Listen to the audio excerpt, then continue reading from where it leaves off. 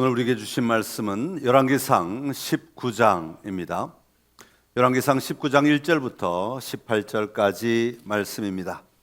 열왕기상 19장 1절부터 18절까지 말씀, 저와 여러분이 한 절씩 교독하겠습니다.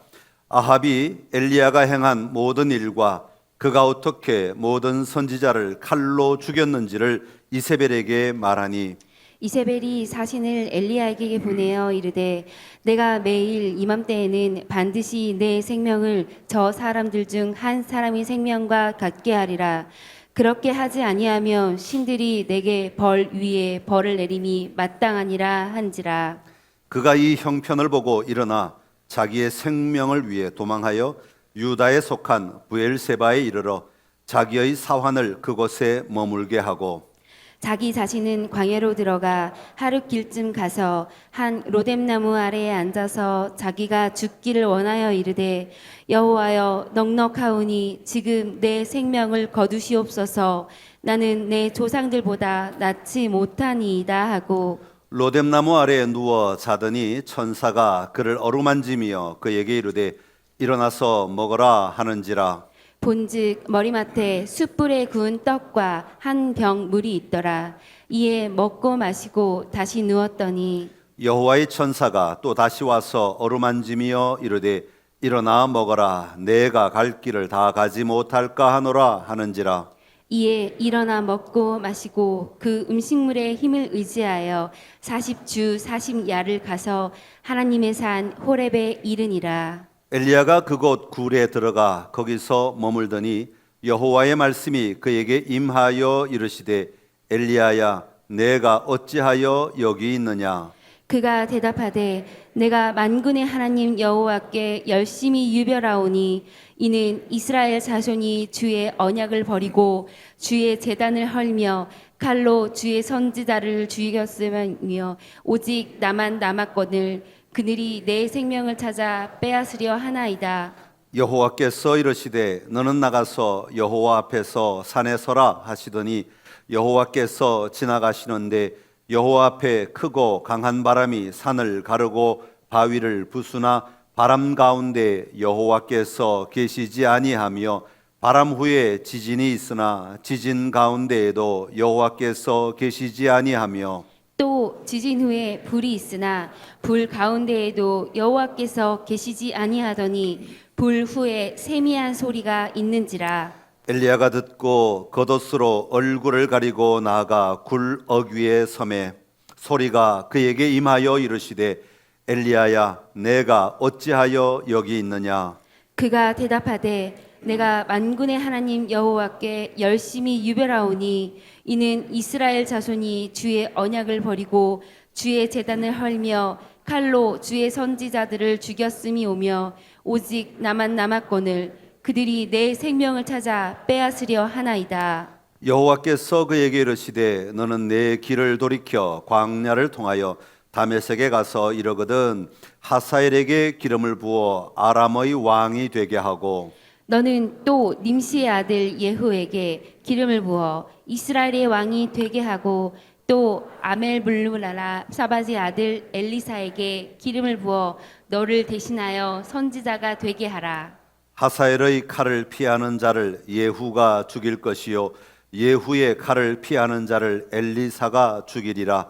그러나 내가 이스라엘 가운데 7,000명을 남기리니 다 바알에게 무릎을 꿇지 아니하고 다 바알에게 입맞추지 아니한 자니라. 아멘. 할렐루야. 오늘 복된 주일 주님 앞에 나와 예배드리는 여러분 안에 하나님의 크고 놀라우신 은혜가 충만하시기를 간절히 기원합니다. 오늘 열왕기상 19장 말씀 가지고 내가 어찌하여 여기 있느냐라는 제목으로 같이 말씀 나눕니다. 한번 따라합시다. 내가 어찌하여 여기 있느냐.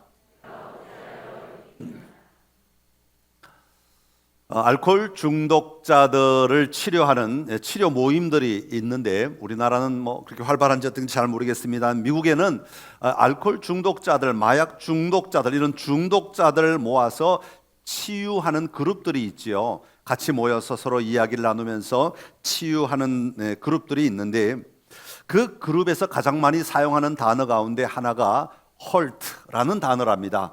HALT라고 하는 단어인데요. 이 halt라고 하는 단어는 중지하다, 멈추다 그런 뜻을 가지고 있다고 합니다. 그래서 중지, 멈춤, stop 뭐 그런 의미가 담겨 있죠. 그런데 이 halt라고 하는 단어를 중요하게 여기는 이유는 그 자체가 중지, 멈춤 이런 뜻도 있지만 그 스펠이 보여주는 HALT 이 네 글자가 보여주는 의미가 있기 때문에 그렇습니다. 첫 번째 H는 hungry, 배고플 때. 두 번째 A는 angry, 화가 날 때. 그리고 세 번째 L은 lonely, 외로울 때. 그리고 네 번째 T는 tired, 지쳤을 때, 피곤할 때. 예, 알코올 중독자들은 이 네 가지 상태가 몰려올 때 굉장히 조심해야 한다는 겁니다. 왜냐하면 이 네 가지 상태가 나에게 다가올 때에 유혹을 제일 받기 쉽다는 거예요. 어떤 유혹을 받아요? 다시 중독으로 돌아갈 위험을 가장 많이 받는다는 것이죠. 그러니까 피곤할 때, 외로울 때, 화가 났을 때, 배가 고플 때, 이럴 때는 빨리 그것을 조치해서 그 상태에서 벗어나도록 하는 것이 중독으로 다시 들어가는 것을 막는 길이다라는 그런 의미를 가지고 있는 거죠. 그래서 그것을 굉장히 강조하고 그런 상태에 빠지지 않도록 굉장히 강조하고 조심시킨다고 하는 거죠. 여러분은 이 감정 가운데 어떤 것이 가장 힘드십니까? 앵그리, 화가 날 때, 저는 배고플 때, 저는 정시에 밥을 먹어야 하는 사람이에요. 뭐 12시면 점심은 12시 이렇게 시간이 정해져 있어요. 그런데 12시가 됐는데 배꼽시계는 벌써 울리기 시작했는데 밥과 전혀 상관없는 일이 막 진행되면 지금도 12시네요.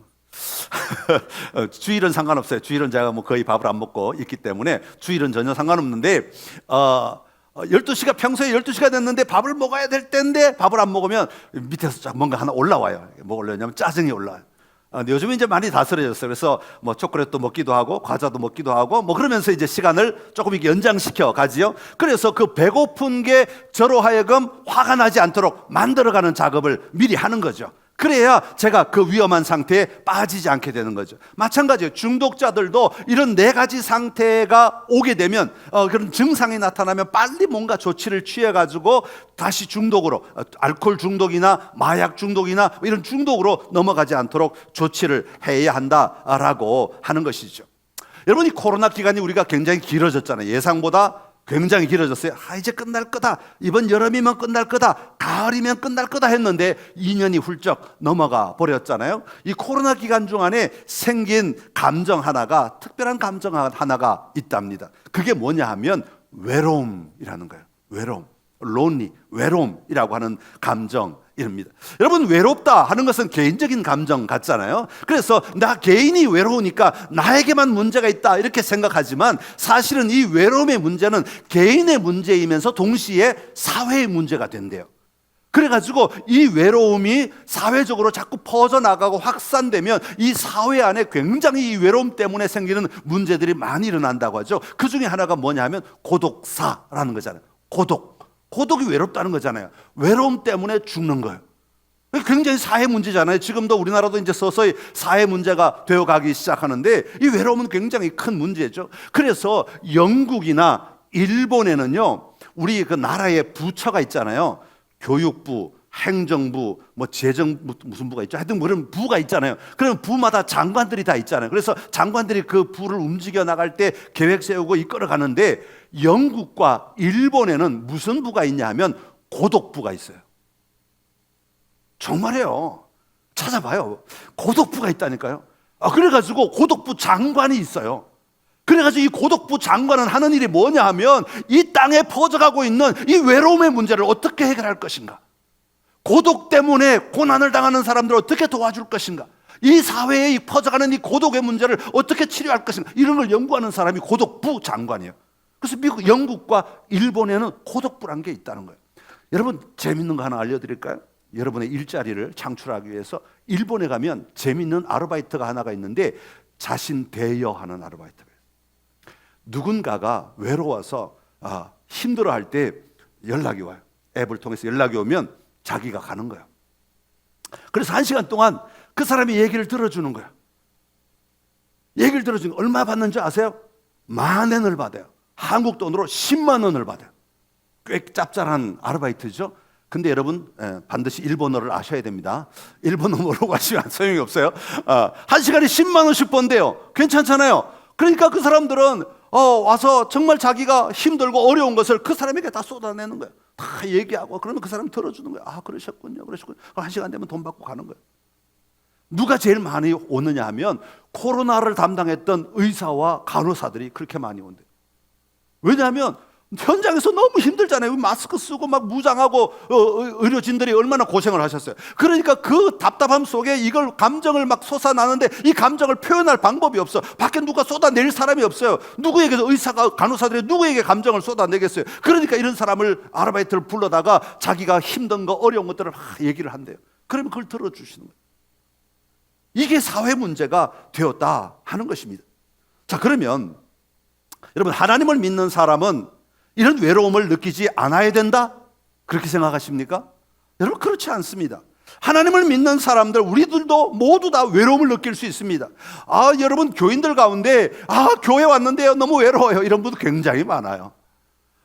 내가 예배 드리러 왔는데 너무 목사님 외로워요. 그럼 어떡할까요? 친구 맺어드려야죠. 어떻게 누굴 만나게 해드리고 연결해드리고 이렇게 하는 일들이 굉장히 많아요. 그게 이제 우리 교구장들이 하는 사역 가운데 하나이죠. 여러분, 우리 그리스도인들도 외로움을 느낄 수 있습니다. 나쁜 거 아니에요. 잘못된 거 아닙니다. 여러분, 외로울 때는 외롭다고 말씀하셔야 돼요. 외로울 수 있습니다. 그런데 문제는 우리 그리스도인들이 이런 외로움에 직면했을 때 어떻게 해결할 거냐는 거예요. 세상 사람들처럼 똑같이 해결할 거냐, 아니면 우리가 다른 방법으로 해결할 거냐, 성경이 말하는 방법으로 해결할 거냐 하는 것이에요. 오늘 열왕기상 18장과 19장의 말씀을 좀 다루는데, 우리가 19장을 읽었지만 오늘 19장의 말씀은 18장부터 시작해야 합니다. 오늘 본문의 주인공은 엘리야라는 사람, 선지자인데요, 엘리야는 18장에 보면 혼자서 바알의 선지자들과 싸워서 대성을 이룹니다. 그죠? 굉장히 큰 승리를 이루어요. 그러니까 여러분, 1대 450 대단한 거잖아요. 어마어마한 승리를 이룬 거죠. 하나님의 위대하심을, 불로 임하신 하나님을 보여줬으니까 얼마나 기쁘고 얼마나 당당하고 얼마나 자신감이 넘치고 얼마나 힘이 나겠습니까? 까짓 다 들어와봐. 하나님 앞에는 못 당해. 하나님이 최고야. 이런 마음이 들었으니까 얼마나 힘이 나고 신나겠어요. 그런데 19장으로 딱 넘어오면 어떤 상황이 생기냐 하면 1절에 보면 이렇게 말해요. 아합이 엘리야가 행한 모든 일과 그가 어떻게 모든 선지자를 칼로 죽였는지를 이세벨에게 말하니, 그랬어요. 아합 왕이 엘리야가 행한 일을, 바알의 선지자들을 다 이긴 일을 자기 아내 이세벨에게 다 얘기했다는 거예요. 그럼 이게 뭐가 문제가 되겠어요? 문제는 이세벨이 누구냐가 중요한 거죠. 이세벨이 누구냐 하면 바알의 딸이에요. 다시 말하면 바알을 섬기는 앞잡이라 그 말이죠. 바알을 섬기는, 우상 숭배하는 앞잡이. 그래서 이세벨이 이 집에 결혼해서 들어옴으로 말미암아 이 땅에, 이 북이스라엘에 바알을 섬기는 사람들이 많아지게 된 거예요. 그래서 바알을 섬기는 선지자들이 그렇게 덕실덕실하며 많아질 수밖에 없었던 거죠. 그러니까 이 이세벨이 엘리야가 바알을 처단했다는 얘기, 바알의 선지자들을 처단했다는 얘기를 들을 때 화가 나겠어요, 안 나겠어요? 당연히 날 수밖에 없죠. 바알을 섬기는 사람이니까 화가 잔뜩 났다는 거예요. 반가운 소식이 될 수가 없어요. 그래서 이세벨이 결단을 하는데 2절에 보면 사신을 엘리야에게 보내가지고 뭐라고 말하는 거니까, 내일 내가 이맘때에는 반드시 내 생명이 저 사람들 중 한 사람의 생명과 같게 하리라 그래요. 여러분이 왕의 부인이 지금 엄포를 놓는 거예요. 이게 안 두렵겠어요? 안 두려울 사람이 어디 있겠어요? 아무리 승승장구했던 엘리야도 이 말이 탁 들어오자 두려움이 몰려오기 시작합니다. 그래가지고는 도망을 가기 시작하는데, 여러분, 이스라엘이 길쭉하게 밑으로 있다고 생각하면 이 지금 엘리야는 저 북쪽 이스라엘에 있던 사람이에요. 북이스라엘, 남북으로 지금 나눠져 있는데 이스라엘이 두 개로, 북이스라엘에서 너무 두려우니까, 이 이세벨의 말을 듣고 너무 두려우니까 남쪽으로 도망을 합니다. 북이스라엘의 남쪽까지 올 뿐 아니라 국경을 넘어요. 유다 땅으로 넘어와요. 그리고 유다 땅에서도 밑으로 내려가서 예루살렘보다 더 밑에, 베들레헴보다 더 밑에 부엘세바라고 하는 곳으로 가요. 여러분, 구약에서 부엘세바는 어떤 땅이냐 하면 이 가나안 땅의 끝자락을 얘기할 때 주로 부엘세바를 의미해요. 부엘세바까지 갔어요. 이건 이 말은 아직 그 땅의 밑에 조금 더 남아있긴 하지만, 유다 땅에 남아있긴 하지만 부엘세바에 갔다는 얘기는 그 땅의 끝까지 갔다는 거예요. 여러분, 북이스라엘 사역하던 선지자가 내려와서 도망해서 남유다의 끝자락까지 왔어요. 그리고 거기서 멈춘 게 아니에요. 거기다가 사환을 거기다 내버려놓고 혼자서 하룻길을 어디로 가냐면 광야로 들어가요. 여러분, 하룻길을 광야로 들어가면 광야에서 나올 길이 없잖아요. 광야로 하룻길을 더 들어갔는데 로뎀나무 아래까지 가게 돼요. 우리는 로뎀나무가 굉장히 멋진 이름으로 사용되잖아요. 그래서 저희 교회도 로뎀나무 카페가 있어요. 근데 사실은 로뎀나무는 학자들 자료를 보니까 쌀이과 나무래요. 쌀이과. 쌀이나무 아시죠? 쌀이나무는 뭐 하죠? 만들어서 빗자루 만드는 거예요. 빗자루. 쓸모가 별로 없어요. 이파리도 그렇게 많지 않고, 무성해서 이파리를 사용하거나 열매가 많아서 열매를 사용하거나, 이게 아니에요. 오죽 쓸 게 없으면 대를 사용해서 빗자루를 만들겠어요. 그러니까 그 키가 1m 또는 잘 자라면 2m 한 이 정도 되는 거죠. 그런 다음에 좀 더 크면 조금 더 크겠지만, 그렇게 크게 뭐랄까, 이게 뭐 우리나라 소나무처럼 이렇게 그늘을 만들어주고 이런 나무가 아니에요. 그냥 쌀이나무예요. 쌀이나무. 여러분, 광야로 들어가, 하룻길을 광야로 들어간 엘리야가 로뎀나무 밑에 앉은 것을 한번 상상해 보세요. 저는 설교 준비하다 상상을 해봤어요. 어떤 모습일까? 이게 그늘을 확 만들어주면야 이러고 편하게 누워서 쉬겠지만, 그늘 아래 쉬겠지만, 이 쌀이나무, 빼짝 마른 쌀이나무 아래에 이렇게 쭈그리고 앉아있는 엘리야를 한번 상상해 보시라니까요. 여러분, 그 마음 안에 무슨 감정이 들겠어요? 무슨 감정이? 외로움이잖아요. 나 혼자만 남았어. 와, 내가 이렇게 깊은 광야로까지 들어왔는데, 사환도 저기 부엘세바에 떨어뜨려 놓고 아무도 없는 곳에 자기 혼자, 광야는 아무것도 없다 그런 뜻이잖아요. 벌판이다 그런 뜻이에요. 광야에 그 로뎀나무 아래 혼자 앉아있는 그런 엘리야, 얼마나 외로웠겠어요? 얼마나 힘들었겠는가 하는 것입니다. 여러분, 우리가 신앙인이라고 말하고 하나님을 의지하지 않습니까? 그래서 교회 나와서 예배 드리지 않습니까? 사람들과 어울려서 다양한 사역을 하지 않습니까? 하나님 앞에서 바른 삶을 살기 위해 몸부림칠 때에도, 여러분, 우리가 조심해야 될 것은 외로움이 우리를 찾아올 수 있다라는 사실입니다. 오늘 엘리야는 어디까지 간 줄 아십니까? 이 외로움의 끝자락인 죽기까지 갔다. 죽기를 원하였다 그랬어요. 죽기를 원하였다. 4절에 나오는데요, 4절에 보면 이렇게 말합니다. 여호와여, 넉넉하오니 지금 내 생명을 거두시옵소서. 나는 내 조상들보다 낫지 못하나이다. 지금 내 생명 거두어 주십시오 라고 말하는 거예요. 여러분, 고독사라는 말은 외로움의 끝에 죽는 거잖아요. 엘리야가 지금 그 상황에 처했다니까요.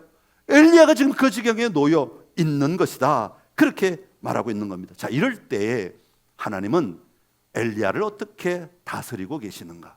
다시 말하면 엘리야 입장에서는 하나님이 어떻게 일하셔서 이 고독의, 이 외로움의 자리에서, 이 극치의 삶에서 어떻게 일어나게 하시는가 하는 것을 오늘 본문이 우리에게 말해주고 있는 것입니다. 오늘 본문에 보면 가장 먼저 하나님은 천사를 동원하십니다. 천사를 동원하셔서 5절 이사야 보면 누워 자고 있는 그에게 다가와서 천사가 어루만졌다 그랬어요. 여러분, 어루만졌다는 것은 뭐 이렇게 다독다독 하기도 하고, 머리를 쓰다듬기도 하면 등을 이렇게 팔을 쓰다듬어 주기도 하고, 아마 그런 모습을 우리가 상상할 수 있죠. 아마 이렇게 안아주기도 했을 수도 있고, 위로하는 가장 기본적인 위로의 자리에 나아오도록 만들어 주었죠. 천사가 나타나서 어루만져 줍니다. 그리고 숯불에 구운 떡과 한 병 물을 주면서 일어나서 먹고 마셔라 그래요.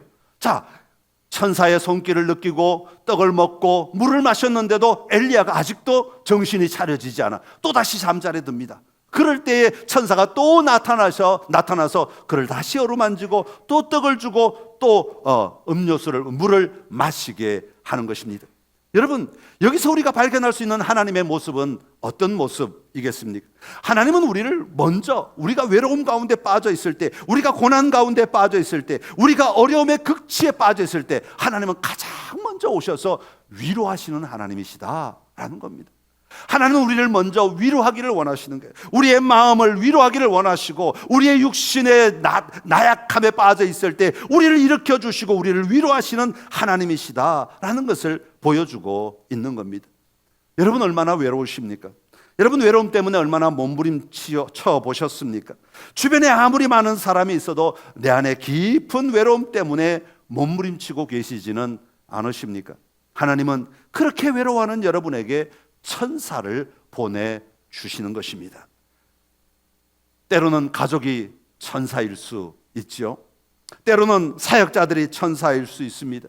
때로는 목장 식구들이 천사일 때가 있습니다. 때로는 안 믿는 이웃이 천사가 될 수도 있습니다. 여러분, 하나님은 꼭 믿는 사람만 통하여 일하지 않으십니다. 안 믿는 사람들을 동원해서도 하나님은 일하시는 하나님이신 줄로 믿습니다. 여러분, 마음을 열고 여러분이 힘들고 어려울 때 여러분 주변에 다가오는 사람들, 하나님이 보내신 천사들을 볼 수 있는 은혜가 있게 되기를 간절히 기원합니다. 여러분, 그들을 통하여 먼저 우리가 감정을 추스르고 힘을 얻을 수 있는 그런 시간이 우리에게 필요하다고 말씀하고 있습니다. 같이 울고 같이 떠들고 같이 먹고 같이 시간을 보내면서 여러분의 삶을 위로하시는 하나님의 손길을 먼저 보고 누리는 은혜가 있기를 간절히 기원합니다. 자, 그렇게 위로하시는 하나님은 먼저 우리가 그 감정으로부터 위로함을 받기를 원하시고, 위로함을 받고 나면 하나님은 그 다음 작업이 뭐냐 하면 우리가 하나님을 회복하기를 원하시는 거예요. 8절에 보면 엘리야는 하나님이 공급하시는 음식을 먹고는 40주 40야를 가서 하나님의 산 호렙에 이르렀다, 그렇게 말합니다. 40일을 갔다는 얘기죠. 자, 지금 다시 지도입니다. 자, 이 북쪽 북이스라엘의 이쪽이 지중해고 이쪽이 갈릴리 바다이고, 지금 여기서 출발해 가지고 남유다까지 넘어왔습니다. 사해가 이제 이 밑에 있고, 사해보다 더 밑에 브엘세바에 왔어요. 하루 길쯤 들어갔어요. 로뎀 나무 아래 있다가 하나님께서 천사를 보내서 먹이시고 또 마시게 하시고 힘을 얻게 하시고 위로를 하신 다음에 40주 40야를 가게 하십니다. 어디로? 저 밑에 호렙산까지 가게. 애굽 땅 끝자락인 애굽 땅의 호렙산까지 가겠어요. 여러분, 호렙산은 어떤 곳입니까? 호렙산 하면 뭐가 떠올라요? 모세가 하나님을 만난 곳이 호렙산이에요. 여러분, 호렙산에서 하나님은 이스라엘 백성들에게 뭐라고 말씀하셨어요? 너희는 이제부터 나의 백성이다. 내가 너희의 하나님이다. 내가 너희를 이끌겠다. 너희는 내 말을 듣고 내가 안내하는 대로 따라오면 너희가 이 땅에서 영원토록 살게 될 것이다. 하나님을 만난 곳이, 모세가 하나님을 만난 곳이 바로 호렙산이에요. 하나님은 엘리야를 그곳으로 부르신 것입니다. 그래서 그곳에서 하나님은 다시 말씀하고 계시는 것이죠. 11절과 12절의 말씀인데 우리 11절과 12절 같이 한번 읽어보겠습니다. 여호와께서 이르시되 너는 나가서 여호와 앞에서 산에 서라 하시더니 여호와께서 지나가시는데 여호와 앞에 크고 강한 바람이 산을 가르고 바위를 부수나 바람 가운데 여호와께서 계시지 아니하며 바람 후에 지진이 있으나 지진 가운데에도 여호와께서 계시지 아니하며 또 지진 후에 불이 있으나 불 가운데에도 여호와께서 계시지 아니하더니 불 후에 세미한 소리가 있는지라. 아멘. 여러분, 하나님께서 나타나셔서 하나님께서 엘리야와의 관계를 회복시켜 가시는데 어떤 방법으로 하시는가 하면 우르르 꽝꽝 지진이 나타나서 그래서 엘리야가 막 바로 보고 바로 듣고 이렇게 알 수 있도록 하지 않으셨다, 그렇게 말해요. 그러면서 마지막 끝에 뭐라고 말했어요? 세미한 음성으로 말씀하신 거예요. 하나님은 아주 기쁨의 자리에 아주 친밀하게 다가오셔서 하나님이 그에게 말씀하시고 그를 다독이시며 그에게 새로운 힘을 얻도록 만들어 가시는 것을 볼 수가 있습니다. 여러분, 우리가 신앙생활할 때 우리는 무엇을 경험합니까? 하나님 불로써 임해 주십시오. 하나님 천둥같이 임해 주십시오. 하나님 사들 가르며 임해 주십시오. 하나님 내 삶에 놀라운 이적을 보여주셔서 나로 하여금 눈만 뜨면 하나님이신 줄 알게 해주십시오. 우리 그렇게 요구할 때 많지 않습니까? 그러나 우리 하나님은 우리의 삶의 자리에 언제나 그렇게 일하시지 않으세요. 그렇게 일할 수도 있지만 언제나 그렇게 일하시지 않으세요. 하나님은 언제나 세미한 음성으로 내가 너를 사랑한다, 내가 너와 함께한다. 내가 너를 돕기를 원한다. 내가 너와 함께 걸어가기를 원한다. 세미한 음성으로 우리에게 언제나 말씀하시는 하나님이시라고 보여주고 있습니다.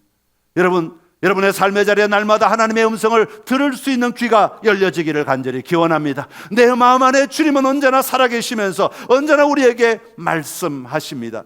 내가 너와 함께하고 있다. 내가 너를 도와주노라. 내가 너를 인도하기를 원한다. 우리 주님은 언제나 그렇게 말씀하시는 하나님이신 것입니다.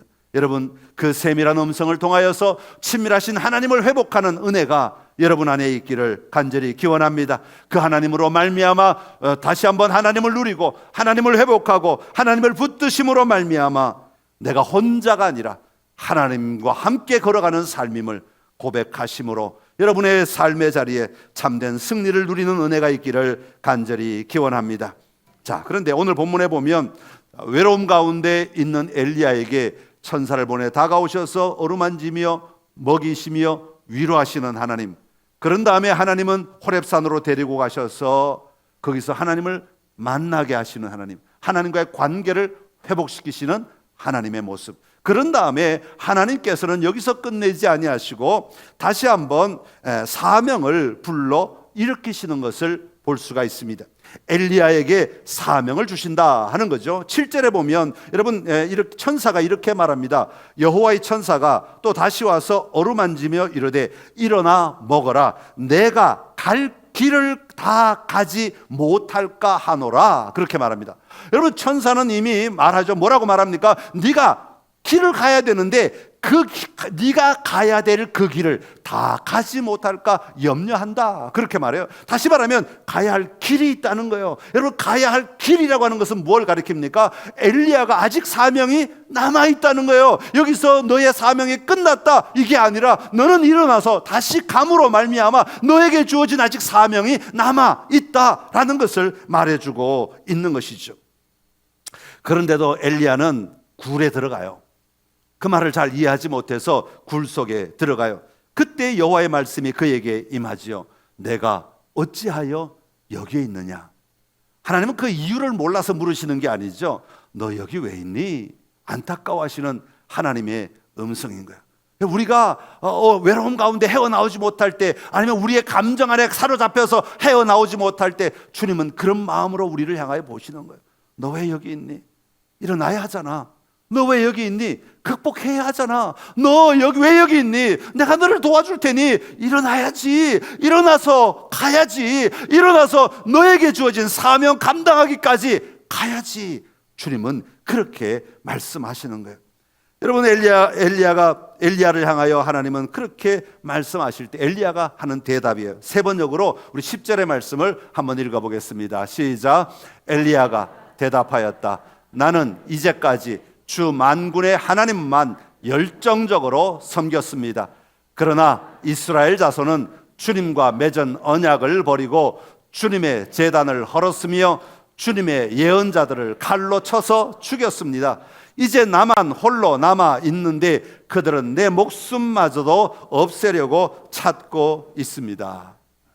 엘리야가 얼마나 힘들었겠어요. 그렇게 열정적으로 사역했는데 오히려 자기 목숨이 위태로운 지경에 빠졌으니까 얼마나 절망하고 얼마나 낙심했겠습니까? 이런 그에게 하나님이 친히 나타나신 것이죠. 그리고 여호와께서 다시 한번 물으십니다. 내가 어찌하여 여기 있느냐? 엘리야는 똑같은 대답을 합니다. 그럴 때에 하나님께서 그에게 그가 해야 할 사명을 알려주시는 장면이 15절부터 17절까지 말씀입니다. 우리 15절부터 17절까지 한번 읽어보겠습니다.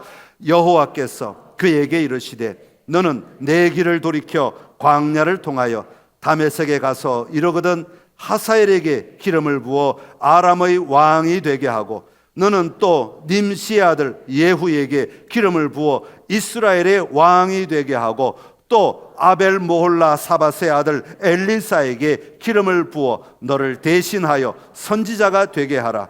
하사엘의 칼을 피하는 자를 예후가 죽일 것이요 예후의 칼을 피하는 자를 엘리사가 죽이리라. 아멘. 자, 엘리야에게 주어진 사명, 남은 사명, 그가 가야 할 길은 뭐냐면 세 가지인데 첫 번째는 지도상으로 이스라엘, 북이스라엘 있고 북이스라엘 오른쪽 위쪽에 아람 나라가 있어요. 이 아람이 나중에 다 이제 북이스라엘 다스리는 그런 자리로 나아가는 통로가 되는 그런 땅인데, 여기 가서 하사엘에게 기름을 부어 아람의 왕이 되게 하라는 겁니다. 여러분, 엘리야가 하는 일은 아주 단순한 겁니다. 그냥 찾아가서 기름을 붓는 거예요.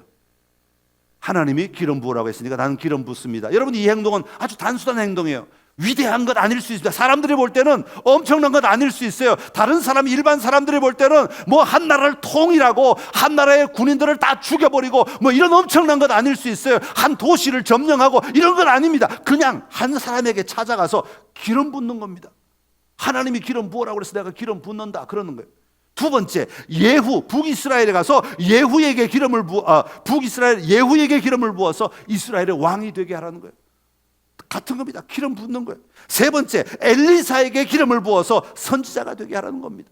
여러분, 엘리야에게 지금 주어진 사명, 엘리야가 해야 될 갈 길은 위대한 것 아닐 수 있어요. 세상 사람들이 볼 때는 돈을 많이 벌어서 큰 기업을 만들고, 아니면 위대한 학자가 되어서 뭐 높은 지위를 가지고, 아니면 이 땅에 정치적으로 위대한 사람이 되어서 이 나라를 좌우하면서 움직이는 그런 사람 안 되어도 괜찮다고 말해요. 하나님이 주어진 사명이 있는데 그 사명을 감당하면 그 사명으로 말미암아 그 다음 사람들이 그 나라를 다스리게 될 것이다. 하나님의 뜻을 계속 이어받아서 이루어가게 될 것이다. 아람이 공격하고 아람이 안 되면 북이스라엘이 안 되면 엘리사가 처리하게 될 거다. 그렇게 말씀하고 있는 것입니다. 여러분, 하나님은 오늘도 여러분을 부르신 이유가 있습니다. 여러분을 오늘 이 자리에 있게 하신 이유가 있습니다. 그것은 다른 게 아니라 너희가 갈 길이 아직도 있다라고 말씀하시는 겁니다. 여러분, 연세가 많이 드신 어른들, 이제 나는 할 일 다 했습니다. 천만에요. 하나님은 여러분의 갈 길이 있다고 여전히 말씀하고 계십니다. 나는 내가 내 삶의 자리에서 뭘 해야 될지 모르겠습니다. 아니요, 하나님은 여러분에게 갈 길이 있다고 말씀하십니다. 그것이 위대한 일이 아니어도 좋습니다. 한 나라를 구하는 일이 아니어도 좋습니다. 여러분, 한 도시를 구하는 일이 아니어도 좋습니다.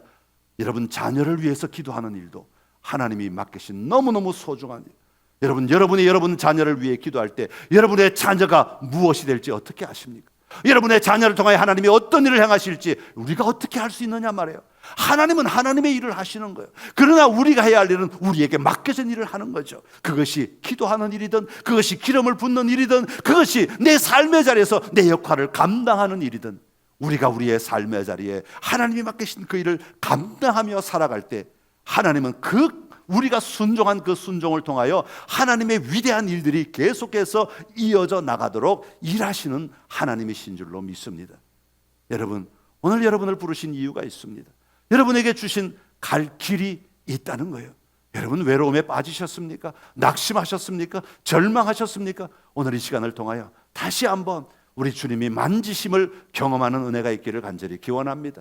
천사들을 만나십시오. 여러분, 천사들을 동원하셔서라도 여러분을 위로하시고 일으켜 주기를 원하시는 하나님을 누리시기를 바랍니다. 그리고 하나님을 경험하십시오. 세미한 음성으로 내 안에서 끊임없이 말씀하시는 하나님의 음성을 들으며 살아가십시오. 하나님과의 관계를 회복하십시오. 여러분, 이 땅에 하나님을 떠나서 살아갈 수 있는 삶은 아무것도 없습니다. 하나님과의 관계를 회복하십시오. 그리고 그 하나님이 주신 사명을 다시 발견하고 나아가는 은혜가 있기를 간절히 기원합니다. 그런 다음 하나님은 마지막으로 이렇게 말씀하십니다. 18절의 말씀 같이 읽어 보겠습니다. 그러나 내가 이스라엘 가운데 7,000명을 남기리니 다 바알에게 입맞추지 아니한 자니라. 아멘. 할렐루야. 나는 혼자인 줄 알았는데, 나는 외로울 수밖에 없는 존재인 줄 알았는데 하나님은 그게 아니었다고. 네가 몰라서 그렇지. 바알에게 무릎 꿇지 않은 7,000명이 아직도 있다고. 하나님은 그렇게 말씀하십니다. 여러분, 여러분의 삶의 자리에, 여러분이 걸어가는 인생길에 여러분 혼자 아니십니다. 여러분을 위하여 기도하는 사람이 있고, 여러분을 위하여 돕기를 원하는 자가 있고, 여러분과 함께 걸어가기를 원하는 자들이 있습니다. 여러분, 하나님 앞에서 그런 사람들을 함께 발견하고 또 함께 걸어감으로 말미암아 여러분 안에 참된 회복과 참된 승리의 삶이 열려지는 은혜가 있기를 간절히 기원합니다. 엘리야를 만나 주신 하나님, 오늘 우리도 만나 주신 줄로 믿습니다. 여러분, 하나님의 일하심의 방법을 가지고 담대하게 살아가심으로 여러분의 삶의 자리에 참된 회복과 승리가 있기를 간절히 기원합니다. 기도하겠습니다. 참 좋으신 우리 하나님 아버지, 은혜를 감사합니다. 엘리야를 만나 주셔서 엘리야가 절망 가운데 있을 때, 외로움의 극치에 있을 때, 죽기를 사모하였을 때 주님은 천사를 보내서 그를 위로하여 주시고 그를 다시 감정을 추스리게 하시고 그를 일어나게 하셔서 가야 할 길을 향해 걸어가게 하신 줄로 믿습니다. 하나님, 오늘 우리를 향하여서도 우리 사방에 하나님은 천사들을 동원하셔서 움직이시며 일하고 계신 줄로 믿습니다. 아버지여, 나 자신 안에 갇혀 있지 않게 하여 주옵시고 나를 딛고 일어나 하나님을 바라볼 수 있도록 축복하여 주시옵소서. 하나님을 만나기를 원하고 하나님을 경험하기를 원하고 특별히 하나님의 세미한 음성을 듣기를 원합니다. 하나님, 영의 귀를 열어 주시어서 우리가 하나님이 오늘도 나에게 말씀하시는 음성을 들으며 살아가게 하여 주옵소서. 더 나아가 우리에게 주신 사명 아직도 끝나지 않은 줄로 믿습니다. 하나님 앞에 가는 그날까지 우리에게 주신 사명, 우리가 가야 할 그 길이 있음을 분명히 기억하고 그것이 위대하거나 그것이 크거나 그것이 아름다운 것 아니라 할지라도, 비록 작은 것이라 할지라도 그것이 내가 붙들고 갈 때 하나님은 그것을 통해 더 놀라운 일을 행하심을 우리가 신뢰하며 그 일을 감당하며 살아가는 저희들 되게 하여 주시옵소서. 예수님의 이름으로 기도드리옵나이다.